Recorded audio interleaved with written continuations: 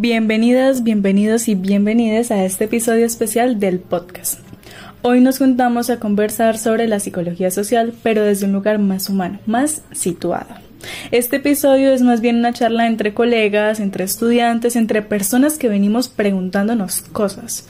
Vamos a ir tocando diferentes temas a lo largo de este episodio, así que quédense. Bueno, para los que no nos conocen, mi nombre es Silvia y mis compañeras son Michelle, Paula y Carol.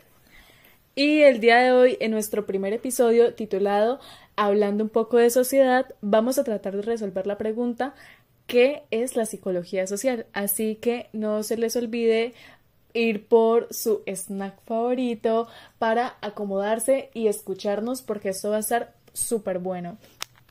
¿Alguna vez se han preguntado cuáles son esos elementos que realmente definen la crisis en la formación de los psicólogos sociales? Sabes que sí, y hay muchos puntos que se repiten en las discusiones de críticas desde la psicología social. El primero diría yo que es la desvinculación de la realidad social. O sea, muchas veces la formación se queda en lo puramente teórico, como si la psicología social fuera algo abstracto o universal. Sí, como si no existieran contextos específicos. Por ejemplo, en Latinoamérica no se puede enseñar los fenómenos sociales sin tomar en cuenta la historia, la cultura o las condiciones materiales. Claro, y otro punto importante es la falta de articulación entre la universidad y la comunidad, puesto que se forman psicólogos o para investigar o para intervenir, pero casi nunca se enseña cómo integrar esas dos cosas de manera coherente. Eso, y otro elemento que a mí me parece especialmente contradictorio es el modelo individualista, si se podría llamar de esa forma. Se supone que estamos en psicología social, pero muchas veces el enfoque sigue siendo centrado en el individuo, como si el conflicto, la desigualdad o las estructuras de poder fueran solo un telón de fondo.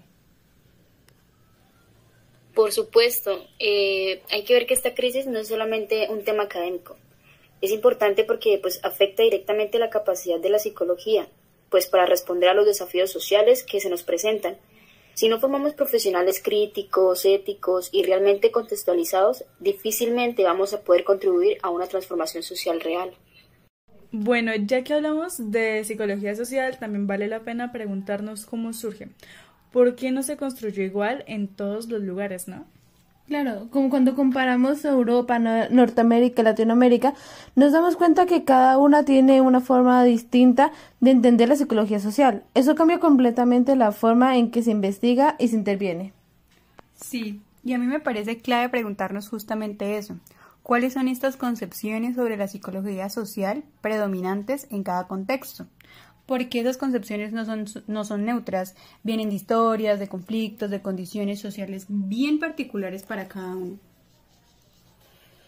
Por ejemplo, en Europa, la psicología social surge en un contexto de guerras, crisis ideológicas y luchas sociales. Ahí se desarrolla como una psicología crítica, muy influenciada por el marxismo, el psicoanálisis y las ciencias sociales. Se enfoca más que todo en entender fenómenos colectivos como el poder, la ideología o la resistencia. Ajá, digamos, mientras en Norteamérica las cosas fueron un poco más funcionalistas, después de la Segunda Guerra Mundial, con toda esa apuesta por la ciencia y la productividad, se consolida una psicología social experimental y cuantitativa, muy centrada en estudiar el comportamiento individual en situaciones controladas, obediencia, conformidad, liderazgo, ese tipo de cosas. Y por ejemplo en Latinoamérica la psicología social tiene una raíz completamente diferente a toda la anterior. Surge como una respuesta a realidades marcadas por la pobreza, por la desigualdad, por la violencia. Aquí toma una postura mucho más comprometida y transformadora, cercana a los movimientos sociales, a las comunidades y a la justicia social. Por eso nos lleva a otra pregunta importante. ¿Cuáles son las características que cada una de estas concepciones tiene la relación entre sujeto y sociedad? Porque ahí también se notan las diferencias. Claro, por ejemplo en Norteamérica se ve el sujeto como una unidad separada, que es influida por el entorno, pero que sigue siendo individual. En cambio, en Europa y especialmente en Latinoamérica, el sujeto se entiende como un ser histórico, situado, social, que se forma en relación con los demás y con las estructuras que en la atraviesan. Ajá, no es un individuo aislado, por decirlo así, sino parte del proceso colectivo, cultural, político, del lugar en el que está.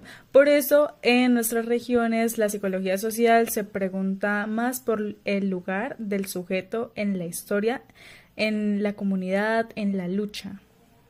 De hecho, con eso también vienen debates fuertes sobre cómo investigar. O sea, cuáles son estas discusiones en torno a los objetos y métodos de estudio de cada una de estas concepciones. En Norteamérica, el método del rey es experimental. Busca variables, controla las condiciones y genera datos medibles. Pero en Europa es diferente. Se utiliza el método teóricos, filosóficos y cualitativos que permitan interpretar los fenómenos y complejos. Y en Latinoamérica se va más por las metodologías participativas y comunitarias que parten del diálogo de la gente y la transformación social. Así es, y esa diferencia no es solo metodológica, chicas, es también ética y política. Se trata de para qué se investiga, con quiénes y desde dónde. Y ahí llegamos a una última pregunta. ¿Qué aspectos definen un contexto y por qué se consideran importantes para la formación y el ejercicio profesional? Un contexto no es solo el lugar físico. Yo diría que es la historia, las condiciones económicas, las relaciones de poder, los conflictos sociales, y todo esto determina cómo se forma un psicólogo y qué herramienta necesita para actuar de manera crítica y responsable. Exacto, Silvia. Por eso no tiene sentido copiar modelos de otros lugares sin adaptarnos. Necesitamos formar psicólogos que lean su contexto, que entiendan su realidad y que se comprometan con transformarla desde la psicología social. En últimas, pues no existe una sola forma de hacer psicología social. Depende del lugar, de los problemas concretos, de las personas, y eso la hace mucho más rica y potente. Y por eso es importante pensarla desde diferentes territorios, de nuestros territorios y nuestras historias. Porque igual, al final, la psicología social no es solo teoría, es una herramienta para comprender el mundo y para intentar cambiarlo. Hablemos del poder. ¿Ustedes qué piensan? ¿Qué creen que es? El poder, para mí, en esencia vendría siendo esa capacidad de influir en otras personas, incluso cuando no están de todo de acuerdo. Lo interesante de esto es que no siempre se impone de forma violenta o de forma explícita. Muchas veces opera de una manera mucho más sutil. Claro, y de ahí es donde aparece la autoridad, ¿no? Que sería como una forma de poder que no solo se ejerce, sino que se reconoce como legítima. Así es, chicas, pues obedecemos no solo porque nos lo imponen, sino porque de alguna manera aceptamos que esa persona o institución tiene derecho a mandar. Hay una especie de consenso, aunque no siempre sea consciente. Y en ese mismo terreno estaría el liderazgo, que también implica influencia, pero desde otro lugar, desde la confianza y la voluntariedad. Un líder no necesita imponer, porque lo siguen por decisión propia. Ahí hay una diferencia clave para mí. El líder inspira, moviliza, no solamente se enfoca en mandar. Y dependiendo del tipo de autoridad que ejerza, también cambia como la estructura de poder que maneja el líder.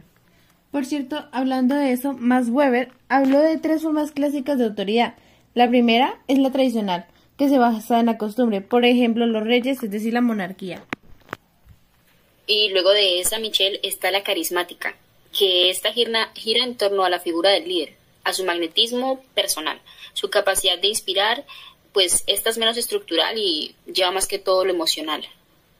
Y por último estaría la legal racional. Esa es la que vemos en sistemas modernos, como por ejemplo las democracias o los tribunales. Se basa en reglas, en leyes y en instituciones. Entonces, de estos tipos de autoridad iríamos a los distintos estilos de liderazgo, ¿no? Ajá, por ejemplo, el liderazgo autocrático se basa en que el líder toma las decisiones sin consultarlas. Puede ser muy rápido y eficiente, pero también genera tensiones entre las demás personas.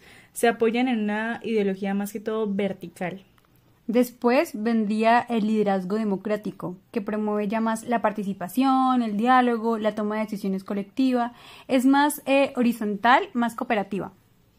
Y finalmente, el liberal, donde el líder interviene lo mínimo, deja que el grupo funcione de forma autónoma, Aunque puede verse como libertad, también puede llegar a terminar en una desorganización. Y todos estos estilos reflejan visiones distintas sobre el poder, pero el líder debe controlar, facilitar o simplemente acompañar. Ahora, ¿qué pasa cuando el poder se ejerce a través del miedo? Ahí ya entraría la coerción, que es una forma de control social. Se basa en el castigo o la amenaza. No se obedece por convicción, sino más por temor. Ajá, digamos las sanciones legales. Mucha gente respeta las normas no porque crea en ellas, sino para evitar las consecuencias. Así es, y eso también nos conecta con la psicología social, porque pues en muchas ocasiones, para entender estas dinámicas, se ha recurrido a la experimentación. Sí, y eso ha generado debates éticos importantes. Por ejemplo, el experimento de Milgram, que mostró hasta qué punto una persona puede obedecer a una figura de autoridad, incluso si esto implica hacerle daño a otro. Ajá, y también está el experimento de Zimbardo, que él hizo, si no estoy mal, la prisión de Stanford, en el que nos mostró cómo los roles sociales pueden transformar la conducta. En contextos extremos, personas comunes pueden volverse autoritarias o sumisas de forma brutal. Así es, Silvia. Ambos experimentos dejaron en claro que el contexto social tiene un peso enorme en nuestras decisiones, pero también que hay límites éticos que no podemos cruzar. Claro, por eso hoy se prioriza el consentimiento informado, el bienestar de los pacientes, sobre todo cuando se cuestiona esa idea que todo vale con tal de obtener conocimiento. Ajá, digamos, la psicología social no solo estudia el poder, también tiene que ejercerlo con responsabilidad. Ahora hablemos de tres conceptos fundamentales en la psicología social: conformidad, obediencia e influencia social. ¿Qué le define y cómo se diferencian? Empecemos por lo básico. La conformidad vendría siendo cuando alguien modifica su conducta o creencia para coincidir con los del grupo. Lo curioso es que no siempre hace falta que alguien te lo pida. A veces basta con simplemente observar lo que hacen los demás para ajustarte a ello. Sí, en cambio en la obediencia implica una estructura más bien jerárquica. Alguien con autoridad da una orden y la otra persona simplemente la sigue, aunque no esté de acuerdo. El experimento de Milgram es un clásico. Fue el que habló Pau hace un momento, en el que se mostró cómo las personas pueden obedecer incluso si va en contra de sus valores. Y la influencia social es el concepto más amplio de todos. Es ese proceso mediante el cual cambiamos lo que pensamos, sentimos o hacemos por la presencia o acción de otros. Puede ser sutil, como imitar la forma de vestir, o directa, como cuando un líder nos pide apoyo. Y entonces, ¿por qué estos tres fenómenos tienen que ver con el poder? Bueno, porque todos implican algún tipo de control, legitimación o aceptación. En conformidad podemos ver que el grupo tiene un poder más normativo. En obediencia, quien manda tiene poder jerárquico. Y en la influencia social hay una capacidad para modificar conductas o percepciones, incluso sin darnos cuenta. Ajá, y eso se conecta con las normas sociales, esas reglas no escritas que guían cómo nos comportamos. Muchas veces no nos conformamos para encajar, sino como para mantener la cohesión o evitar esas sanciones que podemos obtener si nos comportamos de una forma distinta. Totalmente de acuerdo, Silvia. Desde la psicología social eso se explica con dos mecanismos: la influencia informativa, cuando creemos que los otros tienen razón, y la influencia normativa, cuando queremos ser aceptados. Ambos operan en la conformidad. Ahora me surgen otras preguntas. ¿Y qué papel juega la obediencia y la desobediencia en los movimientos sociales? Un papel fundamental. Los movimientos sociales nacen de el cuestionamiento de la autoridad o las normas dominantes.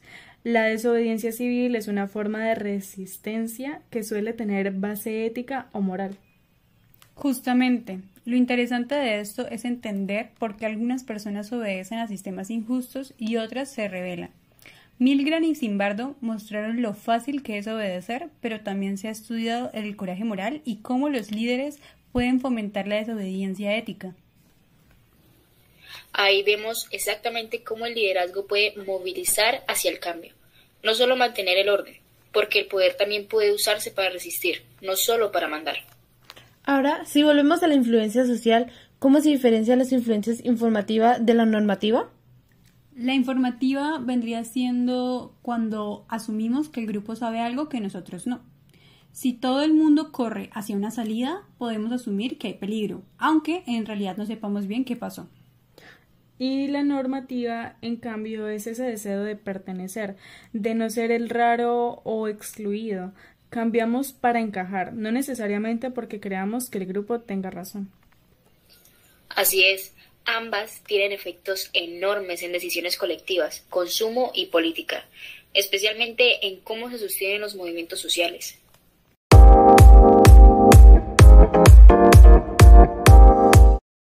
Bueno, y como lo planteamos al inicio de este podcast, en torno a la pregunta central de qué es la psicología social, nosotras podemos concluir que la psicología social trata de entender cómo nos afectamos entre personas, cómo lo que pensamos, sentimos o hacemos está súper influido por los demás, por los grupos a los que pertenecemos, por las normas a las cuales seguimos, por el contexto al que pertenecemos.